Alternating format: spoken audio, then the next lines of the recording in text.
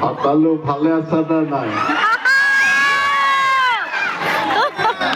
আজি এটা ঐতিহাসিক দিন বুলি মই ক'ব বিচাৰো, কাৰণ নেমকেয়াৰ হস্পিটালে আজি 25 বছৰ গঢ়াইছে, হয় নে নাই? বৰুৱাদা ভালে আছে?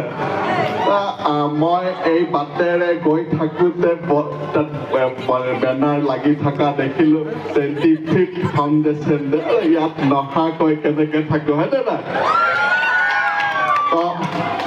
খুব মই কম সময় ল'ম, কাৰণ হাতত খুব কম মোৰ সময়। ইয়াত আহিছো। ভাগিন ভালে আছা? তই ভালে আছ নে নাই? মই তোৰ ওচৰত যাম দে। কথা হ'ল বৰ্তমান বিহুৰ বতৰ, বিহুৰ যিহেতু বতৰ চলি আছে, মই এই বছৰ বিহুৰ কিছু ভাল ভাল আঁচনি আনি আছো। কাৰণ বৰুৱাদা আপুনি জানে যে অসমত 3টা বস্তু বৰ ফেমাছ। 1 নম্বৰ গৰমত বিচনী, বিহুত নাচনী আৰু মামাৰ আঁচনি। মই বিভিন্ন ধৰণৰ আঁচনি মই ৰূপায়ণ কৰিম। বাইদেউ ভালে আছে? খুব সুন্দৰ লাগিছে আপোনাক আজি দে, ইমান ধুনীয়াকৈ মেকআপ কৰিছে। মই ভাইটি ফটোটো মাৰি লওঁ। মই বিশ্বজিৎ ডাঙৰীয়া ভালে আছে নে নাই?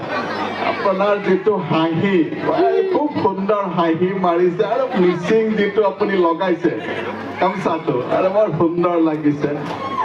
যি নহওক, মই এই বছৰ মই ইয়াত ঘোষণা কৰি দিওঁ মণিৰাম দেৱান ট্ৰেড চেণ্টাৰত যে বিহুত মোৰ ভাগিনসকলে খুব মোক দিগদাৰ দি থাকে, হোৱাটছআপত মেছেজ দি থাকে যে মামা আমাৰ কাৰণে আপুনি নাভাবে। গতিকে মই ভাগিনসকলৰ বাবে ভাল ভাল আঁচনি আছে।